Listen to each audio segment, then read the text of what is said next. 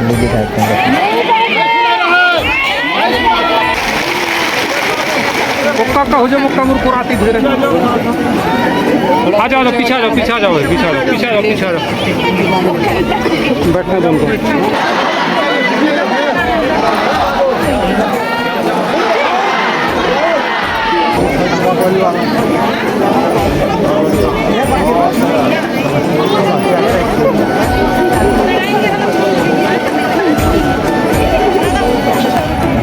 निश्चित तौर पर जो हमारे ईसाई समुदाय के लोग कहीं ना कहीं हमें न्याय नहीं मिला है, ऐसा हमें महसूस होता है। और लगातार घटना दिनांक 1 सितंबर से लेकर आज तक हमने आवेदन के माध्यम से, मानव श्रृंखला के माध्यम से और लगातार 3 दिन का न्याय यात्रा के माध्यम से हमने अपना विरोध दर्ज कराया है।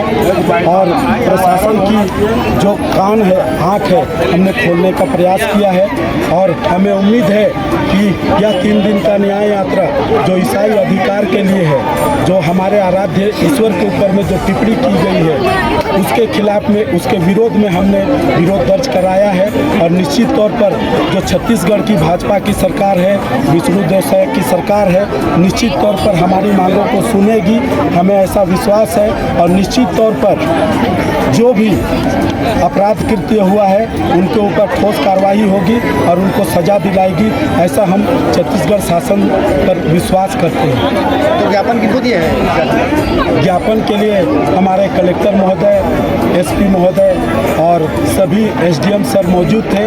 उनकी मौजूदगी में आज का ज्ञापन सौंपा गया है और हमें विश्वास दिया गया है कि यह ज्ञापन तत्काल मुख्यमंत्री के पास में पहुंचाया जाएगा और यह संज्ञान में रहते हुए जो उचित कार्रवाई होगी वह किया जाएगा। यह आश्वासन आज हमें मिला है। तो आज खत्म होती है न्याय यात्रा?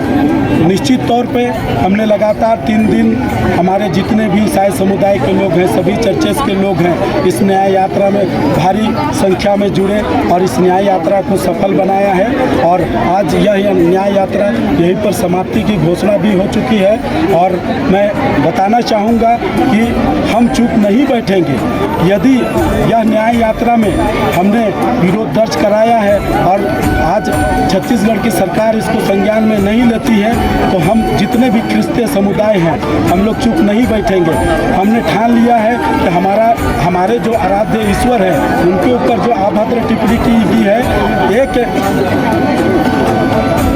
प्रतिष्ठा पद में रहकर उनके द्वारा दो समाज के बीच में बांटने का जो काम किया गया है, निश्चित तौर पे हमें महसूस होता है कि उनके ऊपर अपराध कायम होना चाहिए। और निश्चित तौर पे मैं बताना चाहूँगा कि यदि उनके ऊपर किसी भी तरह का कार्रवाई नहीं होती है तो हम ईसाई आदिवासी महासभा होकर अगला स्टेप जरूर सोचेंगे और कड़ी से कड़ी अगला जो हम लोग का कदम होगा।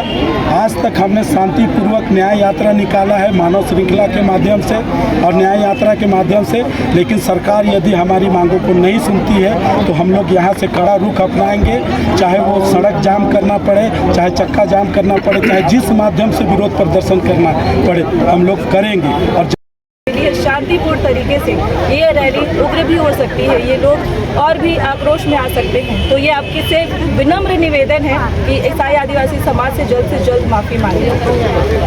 हमारे जिलाध्यक्ष से हम ये जानना चाहेंगे कि आंदोलन बहुत ही शांतिप्रिय रहा है और आज आप अपने ईसाई समुदाय को आगे के लिए क्या अपील देना चाहेंगे कि अभी भी जसपुर जब शांति की जिला है, यही शांति बना रहे? बिल्कुल निश्चित तौर में है ना, शांति बना रहे हैं, इसी में हम सबकी भलाई है। मतलब ऐसे कुछ भी ना करें या जाति धर्म की बात ना करें जिससे किसी को आहत हो, किसी जाति विशेष को आहत हो, किसी धर्म से आहत हो। तो ये सब चीज़ें एक खासकर विशेषकर वो जनप्रतिनिधि थी, उनको इस टाइप की बात रखना ही नहीं चाहिए था। क्योंकि हमारा जशपुर जिला जो है ना, सभी जाति धर्म समुदाय के लोग रहते हैं, बहुत मोहब्बत से रहते हैं, एक दूसरे का बहुत सम्मान करते हैं। जैसे कल प्रशासन द्वारा जो प्रशासन ने कहा था कि कुछ समुदाय विशेष वहाँ पे एकत्रित हो रहा है चेरेडाड़ में, कहीं न कहीं उनको दबाव था, लेकिन मुझे नहीं लगता था कि हमारे बीच में कभी कुछ ऐसा होगा। विरोध करने का सबको अधिकार है ना। मेरे को पूर्ण विश्वास था कि हमारे जशपुर जिला में इस टाइप का नफरत की राजनीति या आपस में हम सभी को आपस में लड़वाने का स्थिति उत्पन्न नहीं हो सकती। ठीक है, आप सभी ने हमारे जिलाध्यक्ष श्री वाल्टर कुजूर जी को सुना है और हमारे कीटनाशक का कुजूर ने भी सुना है, और इनके द्वारा यही अपील किया जा रहा है कि जशपुर जिला शांतिप्रिय जिला है, सभी धर्म जाति के लोग इसे बनाए रखें। साथ ही जिला प्रशासन का भी अच्छा सहयोग रहा, इसके माध्यम से ये कई जगह रुकावट जरूर हुई, बस यात्रा कहीं बाधित नहीं हुई, यात्रा निरंतर चलती रही।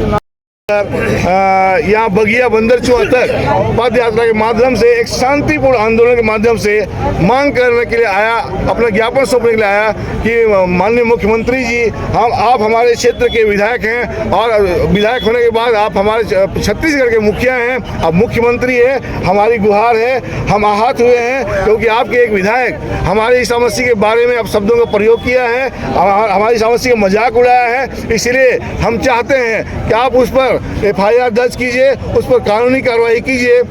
यह मांग को लेकर हम आस्था से यहाँ बगिया तक मुख्यमंत्री को ज्ञापन सौंपने के लिए हम आज आए थे।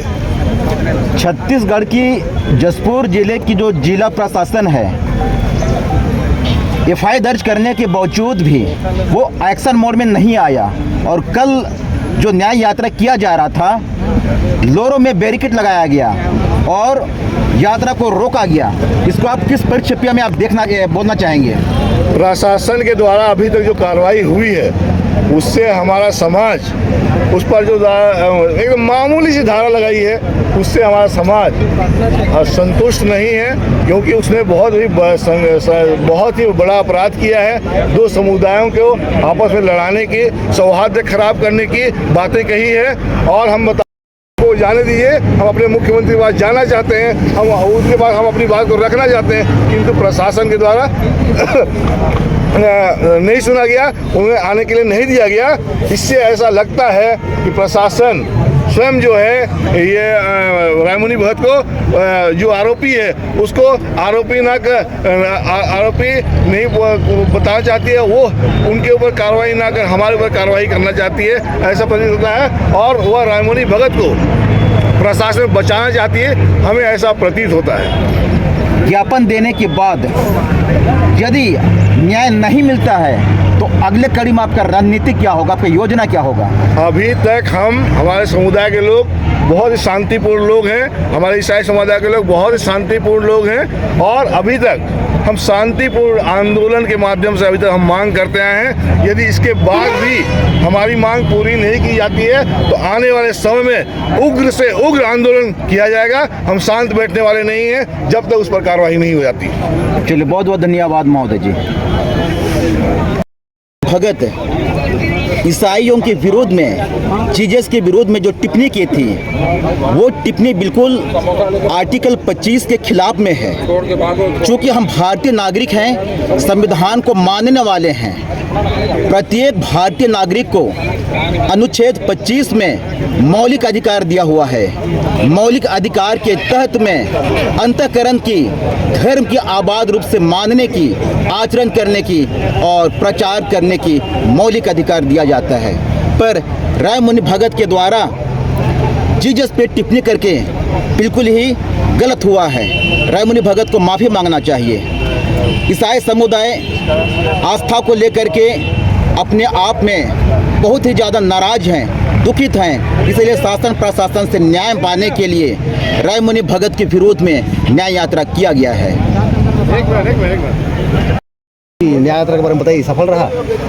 जी बिल्कुल, हम तो मानते हैं कि यह न्याय यात्रा सफल रही। पूरे प्रदेश में आज कहीं साझा में यात्रा चल रही है, कभी कवर्धा में सतनामी समाज की यात्रा चल रही होती है, कभी गोंड समाज की यात्रा चल रही होती है। आज जशपुर जिले में 3 दिवसीय यात्रा का समापन हुआ है बंदरचुआ में, और हमारे कुछ प्रतिनिधि गए हुए थे माननीय मुख्यमंत्री जी के निवास ज्ञापन सौंपने के लिए। तो यहाँ जो भीड़ शांतिपूर्ण तरीके से बैठी रही और 3 दिन की यात्रा उन्होंने कंप्लीट की, आस्था से लेकर बगिया बंदरचुआ तक। तो ये बहुत अच्छे से हुआ है संपन्न, और हम मानते हैं कि बहुत अच्छे से सफल रहा है। बीच बीच में पुलिस के द्वारा रोकने का प्रयास किया गया बैरिकेड लगा के, उसके संबंध में क्या बोलना चाहेंगे? चूँकि हमारे समाज के लोगों ने इस यात्रा के लिए अनुमति मांगने की कोशिश की थी, हफ्ते भर तक भटकते रहे यहाँ से वहाँ, लेकिन आप लोगों को पता है कि शायद सरकार जो है वो हमारे समाज को कभी भी इस तरह की रैली करने की अनुमति नहीं देगी, क्योंकि ये जो रैली थी उन्हीं की एक विधायक है, बीजेपी के विधायक रायमुनि भगत जी, उन्हीं के खिलाफ ये रैली की जा रही थी। रायमुनि भगत जी जशपुर विधानसभा से विधायक चुनी गई हैं और उन्होंने जो यहाँ के बाहुल्य हैं, बहुसंख्यक हैं आदिवासी समाज, ईसाई आदिवासी समाज, उन पर उनके गुरु पर, ईश्वर पर निंदा की थी, अपशब्द बोले थे, अनर्गल टिप्पणी की थी, तो उसके खिलाफ यह रैली की जा रही थी। वैसे तो ईसाई समाज कभी भी इस तरह से सड़क पर उतरकर आंदोलन नहीं करता है, लेकिन जब उनकी आस्था को ठेस पहुंची तब जाकर उन्होंने सड़क पर उतरकर यह लड़ाई लड़ी है।